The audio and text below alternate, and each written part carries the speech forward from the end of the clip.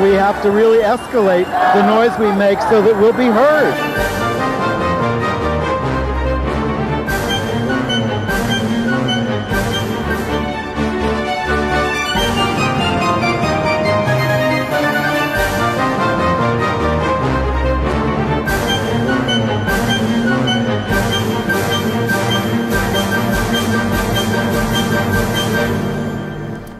Welcome to Gay USA. I'm Andy Hum. I'm Ann Northrup. Kind of a slow news week. God. We're a little wrung out here.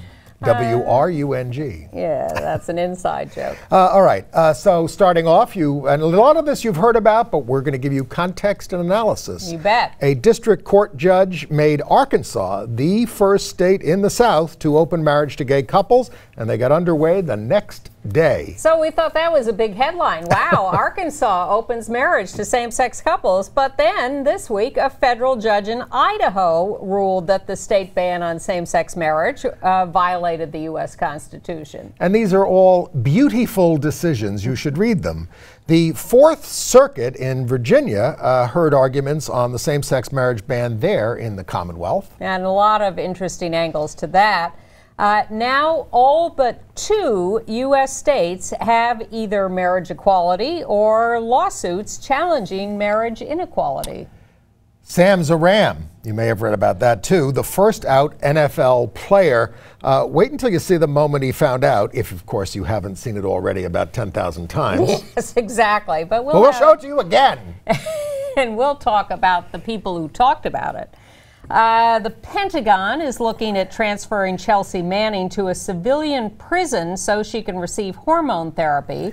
As Defense Secretary Hagel appeared on this week with Stephanopoulos, I think, and said that the transgender exclusion policy should be continually reviewed.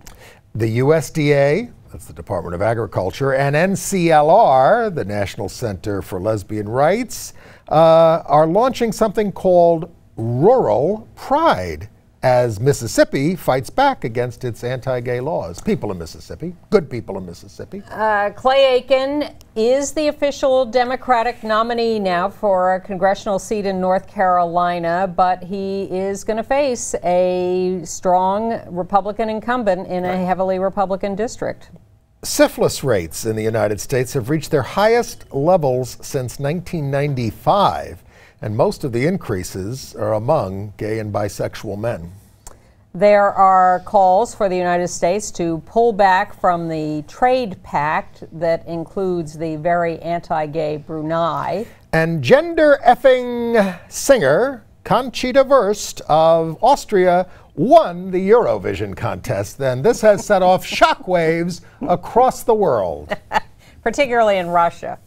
But we'll get to that. But first, shockwaves in Arkansas. Circuit Court Judge Chris Piazza struck down the ban on same-sex marriage there.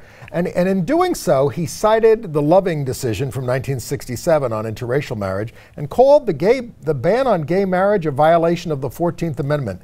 He said, now these decisions are quite beautiful. Yeah. He said, it is time to let that beacon of freedom shine brighter on all our brothers and sisters. We will be the stronger for it. It's also interesting that he's a state court judge. He's not even, this decision didn't even technically cover the whole state, just certain counties. He did cite both the Arkansas state constitution and the U.S. Constitution guarantees of equal protection and due process. He rejected the procreation argument. He said we don't insist on opposite-sex couples to procreate to merit marriage, and a marriage license is a civil document and is not, nor can it be based on any particular faith. These are very important. He's making these arguments. And then he says the amendment was driven by animus. Which, you know, of course, the other side wouldn't say they hate us, but we just want to keep marriage a certain way. It passed with 75% of the vote in 2004, but times have changed. I have a lot of people down there, and a lot of pro-gay people that I know down there. Yep. So the state has asked for a stay, but marriages began immediately because the judge ordered that marriages begin immediately. So we have a picture of the first couple married in Arkansas. In Eureka Springs, Carroll County, right? Yeah, Kristen Seaton and Jennifer Rambo there with their lawyer, Cheryl Maples, who also served as their witness. They slept in their car to be first in line because when they heard this decision, it came out on a Friday after the offices had closed, but there were a couple of places that were going to be open on Saturday to give licenses. Most of those offices are not open on Saturdays. So they heard about this. They saw that Eureka Springs was going to be open. They got in their car. They drove to Eureka Springs, and they slept in their car overnight. And a good thing, too, because they stopped them in Eureka Springs after a local attorney filed suit against it. Marriages got underway in Little Rock on Monday. One total protester showed up. That's the other thing we're seeing. The other side kind of giving up on this. Most counties did not issue licenses. Washington County did. Saline County did. I hope I'm saying that right. And, you know, some people were denied in one county. They went to the next county. Well, this is because this is not an overall state decision. So there's some debate, right. and the state has asked for a stay. But as we are taping, there has been no stay issued yet. There is one person objecting to this, the former governor of Arkansas, Mike Huckabee, who is just rabid on the subject. Running for president, I think, again. You know, he portrays himself as this very, actually, moderate, nice guy. Yeah. He's always a nice guy. If you look at his TV show on Fox on Saturday nights, he's a nice guy. Yeah. But then he says, oh, this judge should be impeached for overturning the will of the people. And I always think when people talk about activist judges or judges ignoring the will of the people, that the people who are charging that should be tried for treason because they are denying the entire United States constitutional system. Separation of powers. And a three-part government. These judges' job is to interpret the Constitution. Yep. Now, there were 46 plaintiffs in this case. The Attorney General is appealing and asking for a stay. They haven't gotten it yet as of this report. Jack Wagoner, one of the lawyers for the plaintiffs, said he was honored to do his father proud because his father opened the first interracial medical practice in Arkansas in 1969. That's how late it was.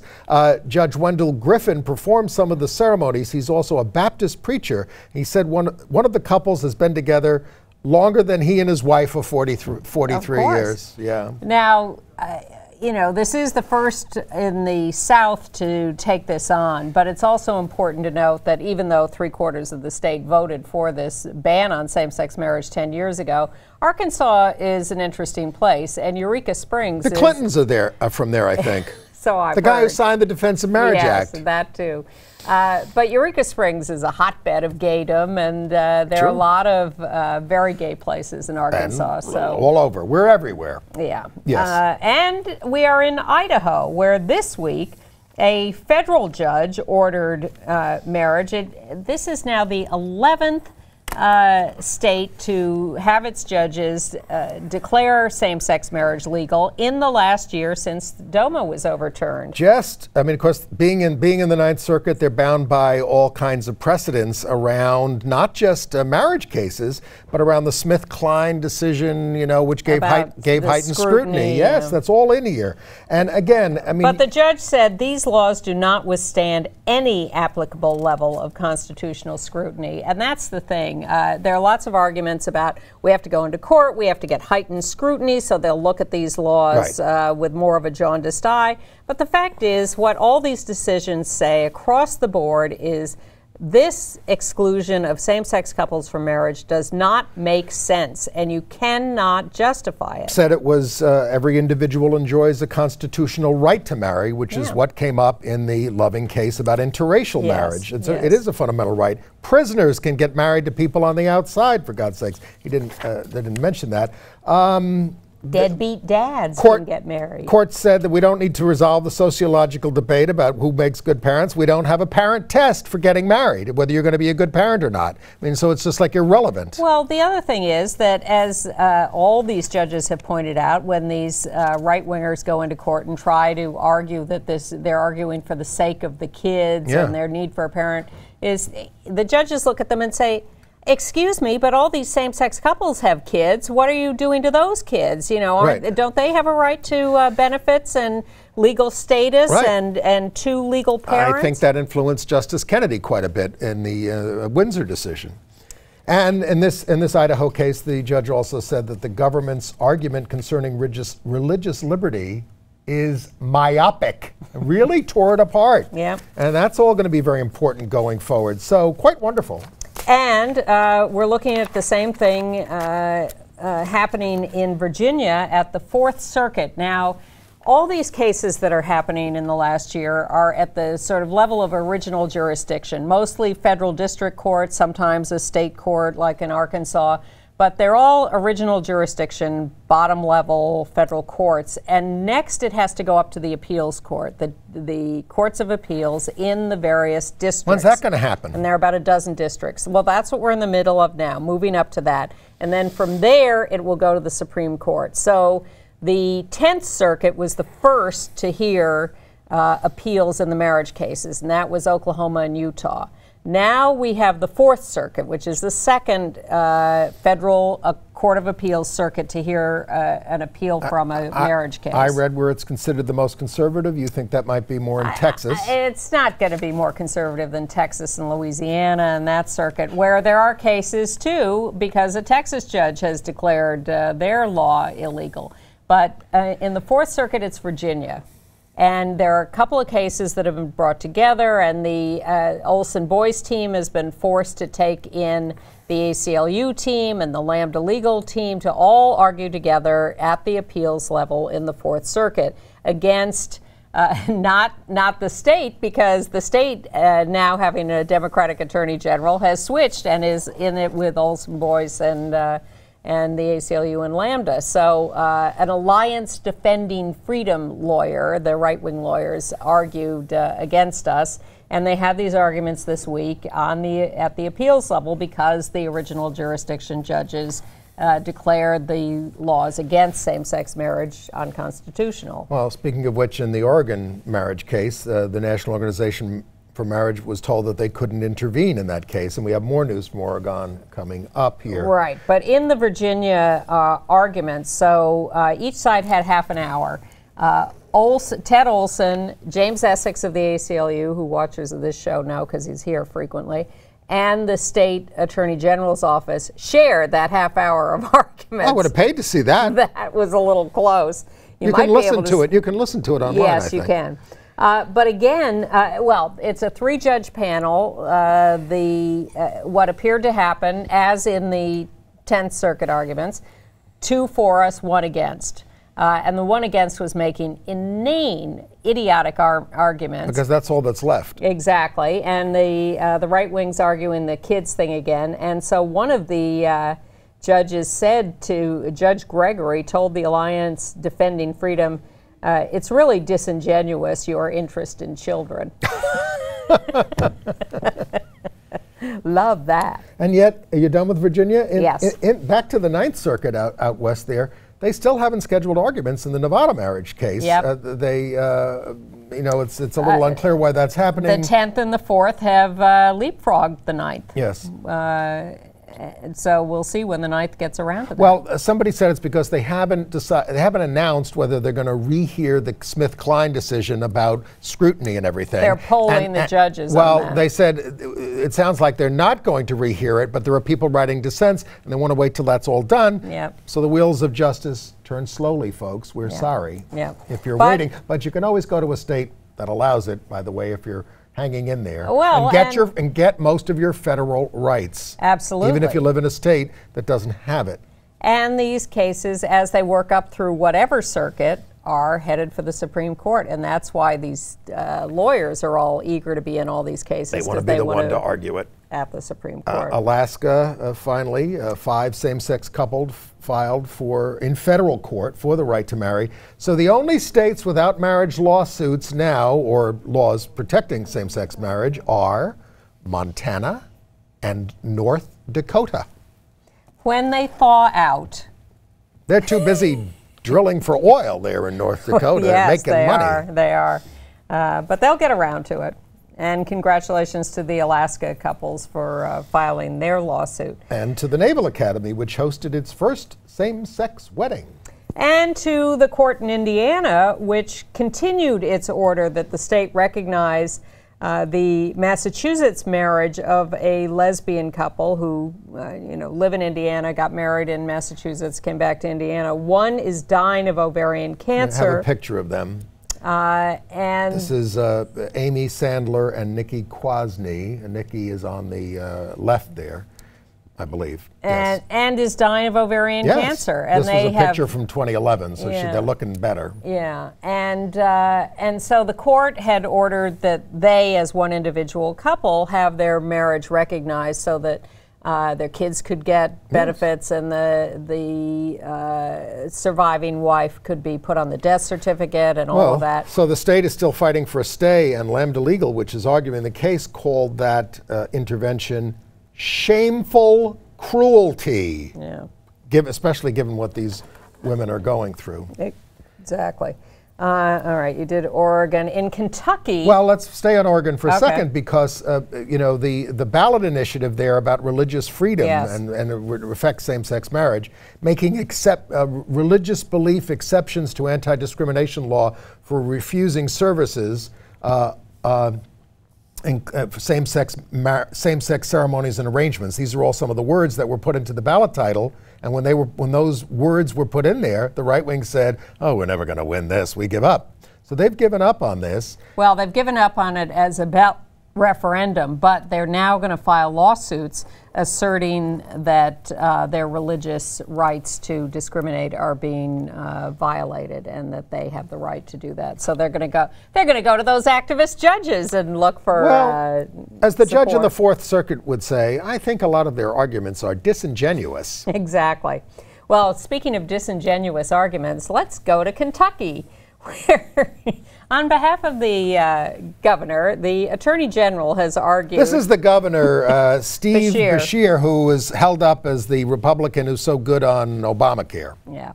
Well, he sent his Attorney General into court on their battle over marriage to argue that to legalize same-sex marriage would lower the birth rates in Kentucky and have a significant economic impact negatively on the state. This is perhaps the reason that the Attorney General, Jack Conway, wouldn't defend the ban. And they're getting more and more desperate. A governor, by the way, hired an outside law firm to come up with that idiotic argument. I said Attorney General, I misspoke. Yeah, You're right. And it sounds like they've had too many mint juleps at the Derby. There are one of the continuing issues, and I find this a little discouraging, is the speed with which the federal government is putting into effect the Supreme Court decision almost a year ago, ordering the federal government to recognize same-sex marriages legally performed for federal benefits. And some things have gone into effect and some haven't. And one problem is with Social Security benefits, retirement benefits, survivor benefits, because the way the Social Security laws are written, your status, your eligibility is decided by your state of residence rather than the state of celebration of your marriage. Well, so Democrats Patty Murray of Washington and Mark Udall of Colorado, senators in the U.S. Senate, have introduced a bill to ensure all lawfully married same-sex couples will receive Social Security spousal benefits of all kinds. There are a couple of other versions of this bill pending, introduced by other people. There's also the question of veterans benefits and you know, some of those are beginning to kick in, others are not. And whether domestic partners are eligible for spousal benefits based on their ability to inherit from their partners without a will under state law. There is also an assertion that Obama can do some of this administratively. Well, then do it. Exactly. Barack. The Social Security benefits, for instance. So there's a big question about why this stuff is not proceeding faster, and I think we ought to be holding his feet to the fire. Yes, we should. What has he got to do? Congress doesn't let him do anything. That's true. He could be doing this stuff in his spare time. All right. Well, the Housing and Urban Development Department is doing focus groups on anti-LGBT bias in rentals and sales of homes, and trying to get a basis of data on what's happening. So you can look for that if you think you've been discriminated against in housing. Right. Should we talk about, are you done on marriage? Yeah. Should we talk about football or should we take a pass? Ha ha ha ha ha. Okay, we can go to football. Well, so the biggest story, oh my God, in the country, I open up the daily, no, I don't even open up the Daily News. Michael Sam kissing his partner is on the front page. I turn over to the back. The same picture is on the back page, even bigger, the Daily News of New York. You're 12 hours behind. I heard it when it was when it happened simultaneously. It was all over TV of course, and radio. I watched it. Of course, we watched it. I'm just saying it is being played that way as this enormous story. Everywhere. We're talking about Michael Sam, who was at the University of Missouri. Yes. He is now the first out gay in the NFL. Although he have to go to he's been drafted. Yeah, he still has to make the team. He has to make the team. But here are a couple of things. He's drafted number 249 out of 256 people drafted. Now, 7th round. Yeah, right at the very end. Now, some people thought he wasn't going to be drafted at all, and because of his size not being big enough. Well, that was the excuse. But that still would have made him eligible to be picked up as a free agent hired by any team. And in some ways, the whole draft is sort of a slave auction kind of thing. Maybe a little strong. But it's teams buying the right to have exclusive rights to sign a player. I mean, free agent, you can sign with anyone. Kurt Brock freed the slaves. No, Kurt Flood? Yes. Kurt Flood freed the slaves. Baseball years ago, free agency and all that kind of stuff. Yes. So, but football is still working a little differently. Well, of course, a lot of us have been fighting their tax exemption, but now the right wing is fighting their tax exemption because they got a gay. So there's some question about whether his being picked so late is because of his sort of mixed record in the testing at the combine. First test, he didn't do so well. He did better the second time. As someone said to me, you know, not everybody tests well, which I thought was cute. But, you know, he could have been drafted earlier and higher by a team, and there is a little confusion there about whether... Let's just see how he does. He's already got a contract with Visa, and he's already done an ad on television. Yes. Before the draft. But what I like was his reaction where he said, you know, as every one of those teams passed me by, I'm thinking, okay, I'm sacking their quarterback. And if we played the Vikings today, I'd be sacking their quarterback 3 times by now. I mean, I think just for the sake of history, we should show the videotape once again now of how he got the news. Well, this is the coach of the Rams calling him before the pick was announced to tell him he was going to be picked and his reaction to that. Okay. If we have that tape of... Yes, from Michael ESPN, Sam. which ESPN ran right after his name was announced. Okay, as we told you, this is the moment where Michael Sam got the news that he is going to be a member of the St. Louis Rams.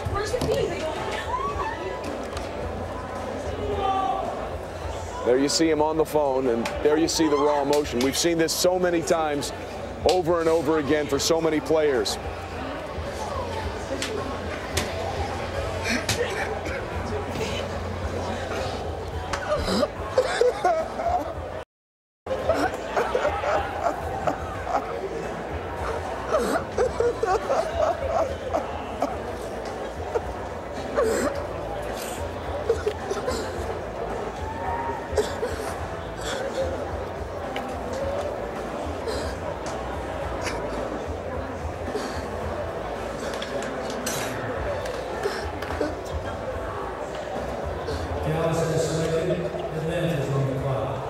Yes, sir.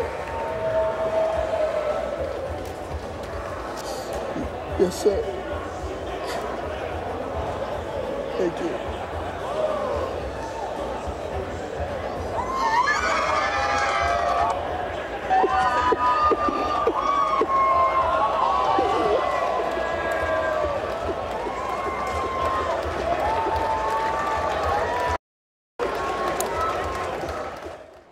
He actually kissed him 3 times. We ducked out of that a little early. Yes, it was sweet. It was very sweet. I mean, and you know, live in some cases, right? Originally, or no? No, that was a tape. Yes, it was a tape, but even better, they ran it as a tape. They could have not run that, but they ran it. I remember when any kind of a kiss in a movie, in a television show, they either wouldn't show it or they'd cut. Even in Harvey Fierstein's Torch Song trilogy, kiss. Cut to the next, scene. Yes. They just wouldn't linger over a kiss. So this was probably the longest kiss people have ever seen in television history. Well, it wasn't such a long kiss, but it was repeated. I mean, he kissed him several times, and the hug was certainly long. That's Vito. That's Vito, his boyfriend. Vito Camisano, who is a member of the University of Missouri swim team. They've been together for a while, and. And then, as if that wasn't enough, there was a follow-up moment of celebration where they were sharing cupcakes in celebration of this. And that this all gets a little over the top, but let's take a look, if we can, at the cupcake part of this celebration. Through our working with the ESPYs and the Arthur Ashe Courage Award that he's receiving at the ESPYs. Little smashing of the cake in the face, and it's a good time all the way around. And for Michael Sam there, you get the opportunity to go live on a lifelong dream. And now they look like they're having fun. Yeah. And I know this is a big tradition at weddings. Yes. And I think it's horrible. Why do people? Where does it come from? I mean, there's always some root of some of these things. Feeding the bride and feeding the groom and this kind of stuff, but everybody gets into this smash up. Well, it's kind of kinky. Yeah. But again, all over TV, all over the news, every talk show discussing it, on and on and on. And Michael Sam's jersey for the Rams now is outselling the NFL's #1 draft pick. It's the second best-selling jersey after in football. Johnny Manziel from Texas A&M, who was humiliated by being picked 22nd and having to go to the Cleveland Browns. Michael Sam will have a lot more fun at the St. Louis Rams. Anyway, this is an historic week. The term pro-gay has taken on a whole new meaning because this is, A couple of footnotes on this. The Miami Dolphins, there were some negative comments online, tweets and stuff, and the Miami Dolphins' Don Jones was fined and sent to sensitivity training for tweeting OMG horrible. OMG, that means oh my God. Now, I'm not a big fan of big punishments. Maybe he thought it was horrible that he was picked 249th instead of earlier. Anyway, no. But wait a minute, the Dolphins reacted swiftly in the wake of don't forget the bullying scandal. Yeah. And Jones apologized. Miami, and now he wishes Michael Sam all the best. Somehow I think he didn't write that statement. But he did it. Well, someone published it on his behalf. But here's what I want to point out. There's a lot of pushback on this, and a lot of people saying, well, what about his free speech rights, and how dare you punish him? And well, because it's bigotry, that's why. But why do you think Donald Sterling is losing his team? But that's the thing. People are all ready to jump on board with the Donald Sterling. And don't put it out in a tweet. And Donald Sterling. I just want to point out that there is some hypocrisy here and some double standard. Yes. You're all enthusiastic about punishing Donald Sterling by forcing him to sell his team. Yes. But then when this guy makes some homophobic tweets and gets punished for that, then you say, "Oh, why are you punishing him? Where are his free speech rights?" Oh, I see. Yeah, I got you now. You're saying that we are not held as in high esteem by the society. I am, yes, that is exactly Yes. what I am saying. And you're right. And I, frankly, do not know. Just ask Barack Obama why he still consorts with the Sultan of Brunei, his Exactly. good friend. And I am of mixed opinion about these punishments for speech. I think there should be some consequences of social disapproval. But I'm not sure how I feel. I mean, about Bill Maher was certainly on the Donald Sterling thing, saying this was meant to be a private statement. Somebody taped it illegally and leaked it, and we can't get into punishing people for these kinds of things.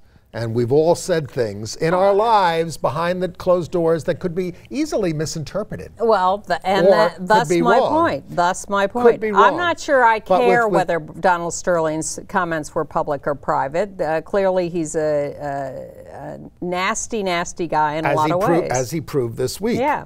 He's still making nasty statements. I mean, he's of course, his wife says she thinks he's demented. Well, in which case we could forgive him, right? And give him his team back, right? Or just put tape over his mouth. If he's suffering from a mental disability, I'm being serious. Well, and let me throw into this the editor of the Newton Daily News in Iowa, who was fired for writing a column saying that he hates the LGBTQXYZ Gestapo. Well, he hates us for trying to rewrite the Bible to make our sinful nature right with God, because that ain't going to happen, folks. Anyway, the owner fired him, said he has a right to voice his opinion, and we have a right to select an editor who we believe best represents our values and serves the best interests of our readers. So it all gets very complex. Well, it's a private enterprise. Yes. Listen, a lot of places are not going to hire you or me because of some of the things we say on this show. Well, and I came very close to losing a job, as you well know, for an action outside the yes, indeed. job. I remember. We were together then. Yes. Okay, a little bit more on football, an update on Chris Kluwe, the outspoken pro-gay kicker who was accessed by the Minnesota Vikings, who may sue them if their probe doesn't lead to an apology to him and training for the staff there, because anyway, he has tried out for the Buffalo Bills, Chicago Bears, Oakland Raiders, and Cincinnati Bengals, but said they want someone who won't talk. He has a new career as an author and speaker on human rights, and he's also an outspoken atheist. There you go. Also, the University of Notre Dame, which used to fight vociferously against having any gay student organization, as I remember, has now put out one of these "If you can play, you can play" videos, explicitly talking about out gay athletes at the school and celebrating them. Well, the Fighting Irish will be disinvited to the St. Patrick's Day parade, I guess. And because of all this controversy over the Michael Sam, Vito Camisano kiss, Mike Signorelli came up with a scheme this week to do a Facebook campaign called #KissIn, where people should post pictures of same-sex kisses. When we were working at Hedrick Martin 25 years ago, we talked a lot about the need to destigmatize, desensitize people to these kinds of images. Evidently, it's still necessary, although Michael Sam was certainly more celebrated than some have been. So this is an effort to put these images out there on Facebook and elsewhere to desensitize people. Anne has heard this story, so I'll just tell it to you. I did this on the show in the mid-'80s for about 5 minutes, kissed my boyfriend on the show in an effort to desensitize the audience towards it. It was fun. He was but probably boring to the audience after about the first 5 seconds. Oh, we kept talking during it and saying what it was about. I told the story. No, I would take a little break. You have to breathe a little bit, right? Okay.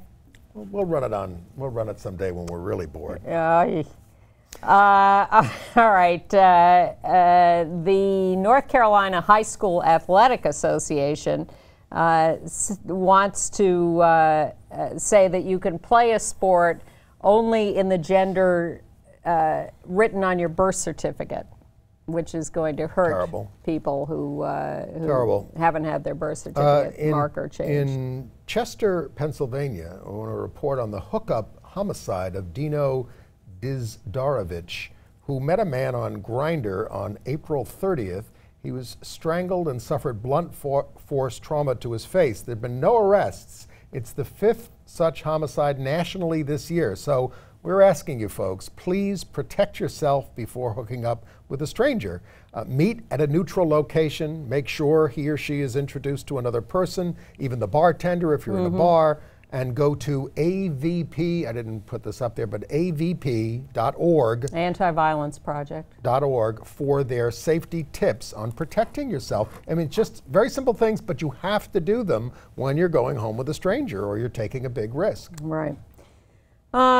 In Defense Department news this week, the Defense Department announced that they are considering transferring Chelsea Manning, currently in Fort Leavenworth, to a civilian prison so she can get hormone therapy. Well, the Department of Defense doesn't give such treatment because they expel transitioning soldiers. Right. But Manning cannot be discharged from the military until she serves the 35 years in prison. Wow. That's the deal. But they're not talking about putting her in a women's prison. They're talking about putting her in a men's prison and giving her female hormones. That's going to work out really well. But Secretary Hagel of the Defense Department said that last week that transgender exclusion should be reviewed. Well, that's almost in the way of saying everything should be reviewed. Continually should be reviewed. Well, every qualified American who wants to serve our country should have an opportunity if they fit the qualifications and can do it. Well, there's someone making a film about this exact issue and interviewed a guy, a trans man who was on the front cover of the Washington Post a couple of weeks ago with his story. So this film, Trans-Military, is being made, and they contrast the experience in the U.S. military versus, say, the United Kingdom, where openly trans service is legal and appreciated. So we thought we'd show you a little of that documentary to show you Lanford, if I got his name right,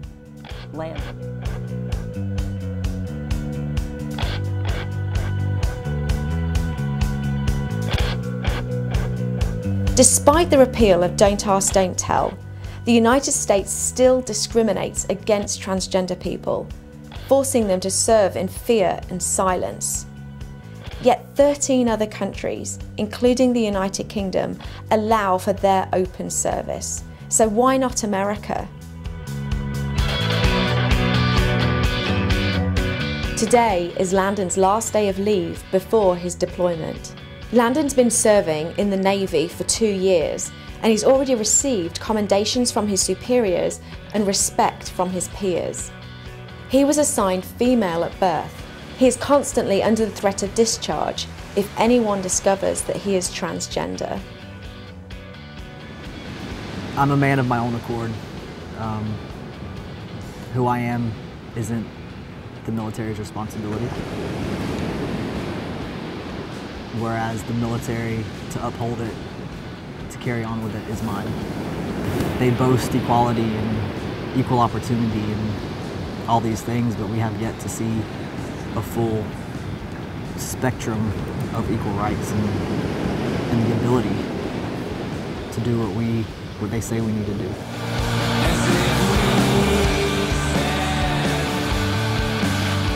One of America's closest allies, the United Kingdom, has allowed transgender people to serve since 1999.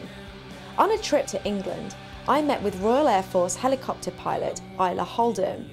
She shared with me her personal experience of being openly transgender whilst continuing to serve in the UK's armed forces. Were you still doing the job during that year? I was, and that was the key thing for me, was to keep doing my job. I didn't you were flying? Yeah, I was flying in search and rescue for the whole period. The big thing, I didn't want my being transgender to impact that. If you have a diverse group, where diversity is not just tolerated, but it's included and encouraged, that group, that organisation is more productive. It's just a nicer place to work. It works better, significantly better. I still talk to all my instructors now and they have nothing but good to say about me, and it kills me because they're like, you're going to do great things for the Navy. You're going to be successful. You're going to have a successful 20-year career. But at the end of the day, if somebody ever says, I'm a transgender service member, it's still not enough. And you'd be discharged. Without question.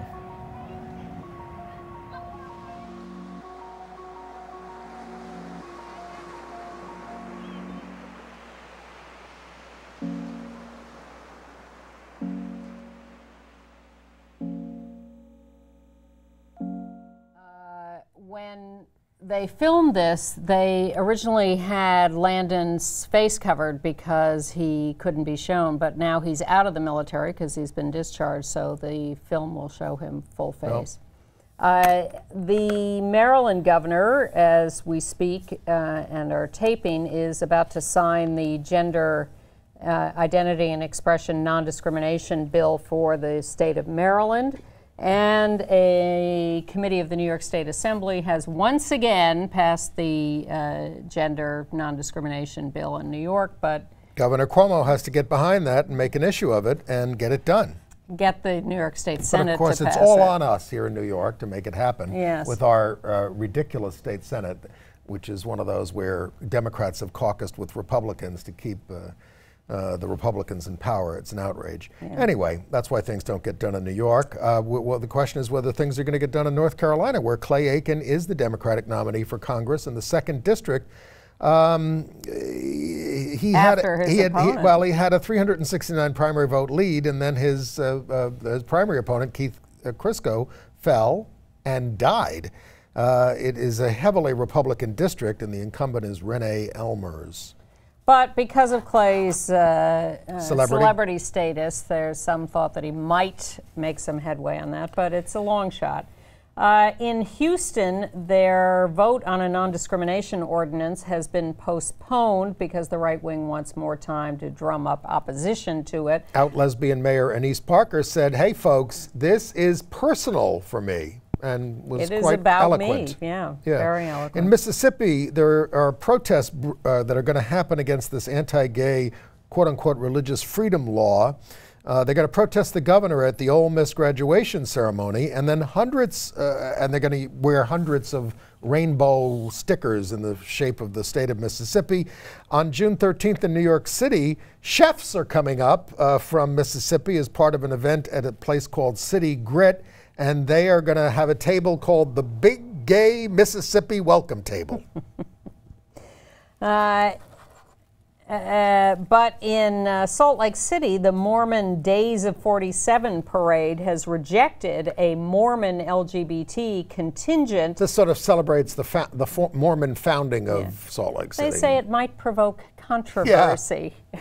That they reject political agenda groups. Sounds like the St. Patrick's Day Parade Committee. Exactly. In Milwaukee, a group of police officers were found to have been illegally anally probing people before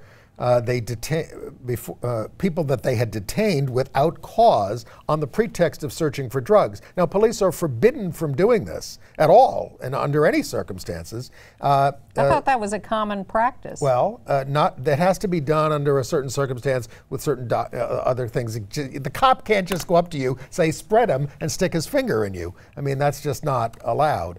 Anyway, the ringleader of this, a police officer named Michael Vagnini, pled down and is only going to get 2 years. He's avoiding having to register as a sex offender. It's not a gay story, obviously, but it's one about abuse and humiliation. Yes. And the higher-ups knew about it for years and did nothing.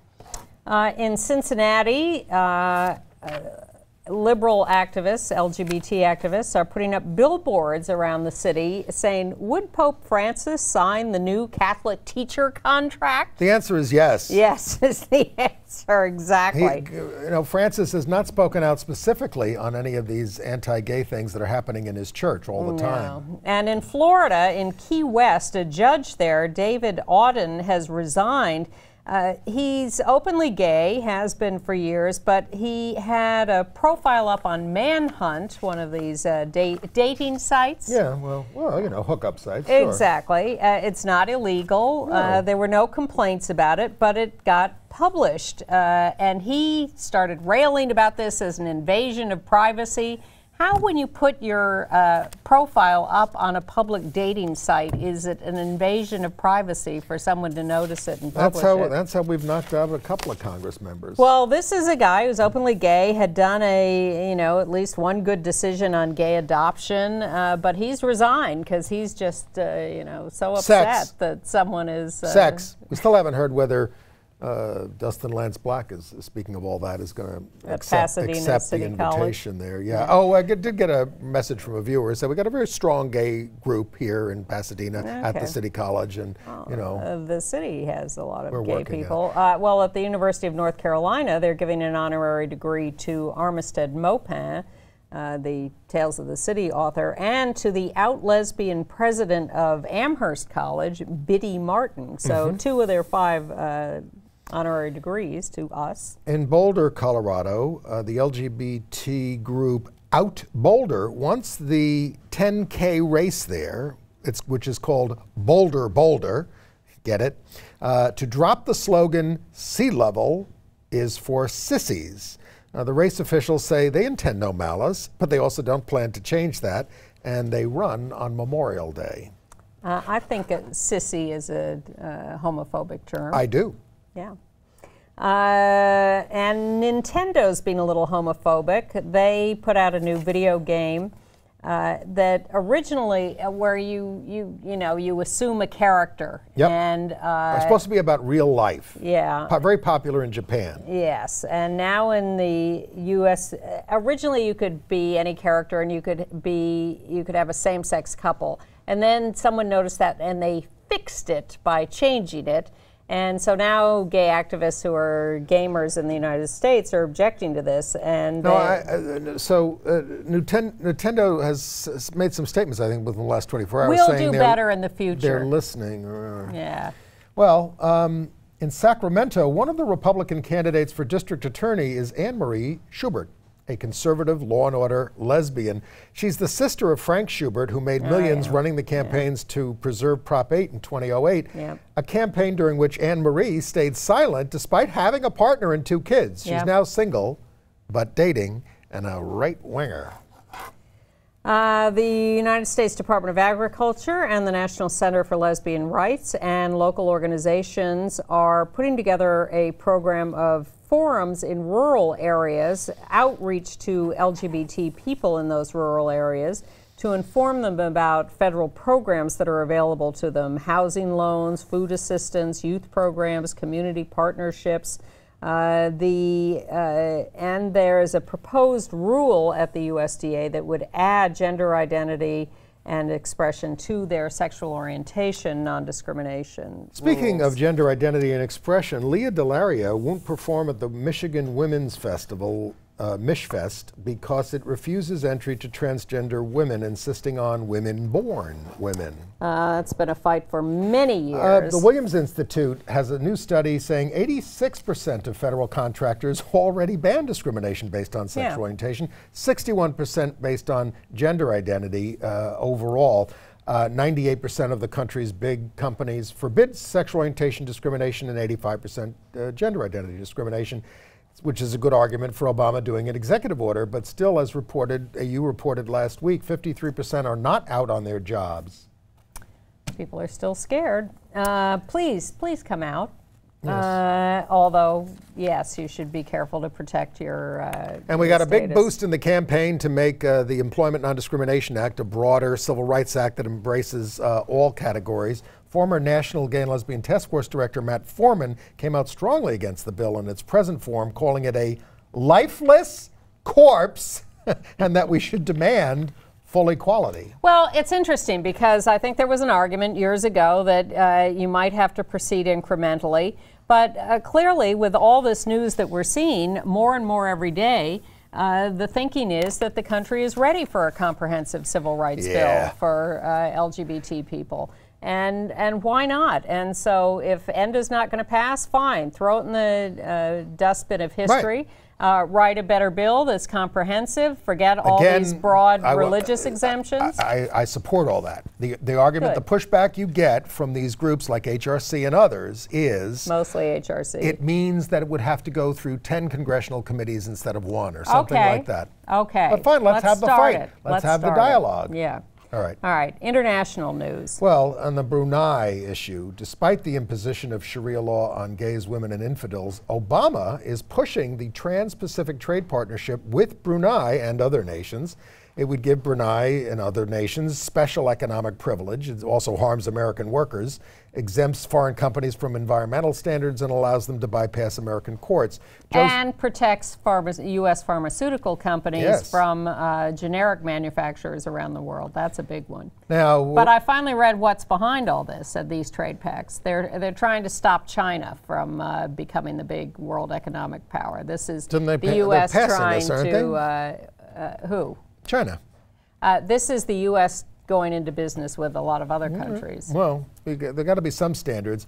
Now, there's still the hotels issue because the Sultan of Brunei owns the Dorchester Hotels, and of course the Beverly Hills Hotel is one of them. And the hotel's Polo Lounge, the power spot in Beverly Hills, is now a ghost town. Nobody will go there. And HRC wants to block the expansion of the hotels into New York City. We might be willing to help with that. If it actually happens. Cuba held a supposed... No, let me find one more thing on the Brunei thing. I finally read all the Sharia law. Man-to-man sodomy, the penalty is stoning to death or whipping with 100 strokes. But the lesbianism is $40,000, 10 years in prison, and whipping with under 40 strokes, or a combination of the two. Oh, boy. What a bargain. Yeah. In Uganda, the Sexual Minorities of Uganda organization, the gay group there, says there's a big rise in attacks on LGBT people since the anti-gay Uganda law has passed. Yes, and one of the biggest gay activists there is seeking asylum in the United States. He has a 16-year-old daughter back home and says it's too dangerous to return.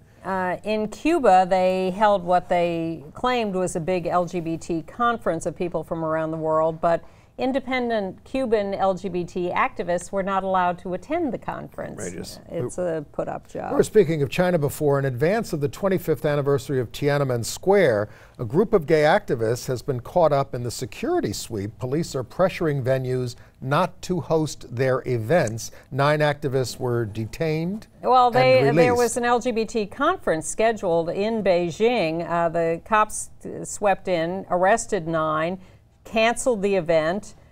This was just a conference to talk about organizing for legal rights. But they are planning to hold a Pride March still on this weekend in observance of Idaho, the International Day Against Homophobia and Transphobia, which is celebrated all around the world this weekend, although not so much in the United States. Did we talk about this London protest against? No. Okay, so Uganda's President Museveni was at the St. James Hotel in London for a trade conference sponsored by the UK Foreign Office. They protested, Peter Tatchell and company protested so loudly outside it caused a background disruption. They used those whatever they're calling. And they called Museveni a tyrant in a corrupt regime guilty of widespread human rights violations, and also noted that HIV is going back up in Uganda. Also in London, there was a protest against Valery Gergiev, the Russian conductor who is still supporting Putin, not only on the anti-gay law, but now on his invasion of Ukraine and Crimea and everything. But he's still performing with the London Symphony, this time at an outdoor concert in Trafalgar Square. 30 gay and Ukraine protesters disrupted the concert there. Right. And we mourn the death of Lex Watson, an Australian activist since 1968. He was one of the most important gay activists in Australia from New South Wales, and he was both an AIDS activist and a gay activist. In 1976, he was speaking about gay rights, and people started throwing excrement at him, and he just stood there and said, see how we're treated? I remember when we got eggs thrown at us in Queens when we were protesting, and they hurt, by the way. They're very hard. But the big news internationally... But I think I'll take it over the crap. The big news internationally this week was the victory of Conchita Wurst of Austria in the Eurovision contest. This is the numbed singing of Tim Neuwirth, is that the name? Neuwirth, yes. I thought it was Tom. Tom, maybe. Whatever. Yeah. Let's remind you of Conchita's appearance. This is Conchita singing at the contest. Let's hear a little Conchita. Yeah, a little sound a little audio. Maybe. Who can this person be? You wouldn't know me at all today. From the fading light I fly, rise like a phoenix out of the ashes, seeking rather than vengeance, retribution. You were one. Once I'm transformed, once I'm reborn. This is what won, and of course the Russians are saying it's the end of the world, and this is what they tried to keep it off Russian TV. This is what is going to happen when you align yourselves with Europe, etc. It's also, it immediately went to #1 on the Russian iTunes channel. It's a cultural breakthrough. This is again gender F. It's this is not sort of transgender. This is this is a Conchita character. says, "I am not transgender. I am a man with a beard who performs as a drag performer in this character of Conchita, and this performance is dedicated to everyone who believes in a future of peace and freedom. You know who you are. We are unity, and we are unstoppable." It was quite a breakthrough. Very important there, that Eurovision contest. Yes. All right, some AIDS news? Yes. Syphilis levels in the United States have reached their highest level since 1995. All the increases among men and a steady rise among gay and bisexual men. Treatable with antibiotics, but please get tested. The rate has doubled since 2005. Truvada will not protect you from that, but they're working on Truvada on a monthly injection. That'd be great. Which would be helpful. But the group Health HIV found that nearly half the healthcare providers don't know how to provide HIV clinical care. So the problem is getting people these drugs and getting doctors who know how to prescribe them. Ignorance. It looked like a good headline that the New York Police Department was going to stop confiscating condoms from arrestees and using them as evidence of prostitution, but the fact is the new rules say, well, we can still do it when we want to, if we want to prove that someone is promoting prostitution or sex trafficking. Well, where you draw the line is the question. Mayor needs to get on that, because he did say a policy that actually inhibits people from safe sex is a mistake and dangerous, so you have to follow that through on that. The GMHC annual AIDS walk is this Sunday. Go to gmhc.org for information about that. AIDS in Africa is predominantly among women, and a Time story said that this is perhaps because of a parasitic disease that women get, schisto, that could be fixed with an 8-cent pill, and they could save a lot of money on AIDS if they could get people this pill. Donald Sterling saying nasty things about Magic Johnson having AIDS. This from a man who has uncountable mistresses and is a racist pig. Right. The Normal Heart movie version premieres on HBO next weekend, May 25th. And here's another free speech thing. The Benham brothers, who were thrown off HGTV, wanted Charlotte, North Carolina to reject all Pride Parade applications. And I think that's all the time we have, but we will see you next week.